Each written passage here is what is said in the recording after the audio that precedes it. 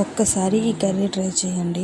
ముందుగా స్టవ్ వెలిగించి కుక్కర్ పెట్టుకొని అందులో నూనె వేసుకున్న తర్వాత పిక్కలు వేసుకొని వేపుకోవాలి. ఆనియన్స్ వేగిన తర్వాత పిక్కలు వేసుకొని వేపుకోవాలి. ఇందులో మీకు ఒక పొడుపు కదా, అది పచ్చగా ఉంటుంది కానీ పండదు. అదేంటి? ఇప్పుడు పిక్కలను బాగా వేపుకోవాలి. బాగా వేపుకున్న తర్వాత టమాటో, కారం, ఉప్పు వేసుకొని మూత పెట్టుకోవాలి. కొంచెంసేపు ఆగి మూత తీసుకొని బాగా కలుపుకోవాలి. బాగా కలుపుకున్న తర్వాత అందులోనే కొంచెం వాటర్ పోసుకోవాలి. వాటర్ పోసుకొని కొంచెం అటు ఇటు కలుపుకొని దాన్ని కుక్కర్ మూతతో క్లోజ్ చేసుకొని ఒక 3 విజిల్స్ వచ్చినంత వరకు ఉంచాలి. వచ్చిన తర్వాత తీసి చూస్తే చూడండి పిక్కలు ఎంత బాగా ఉడికాయో.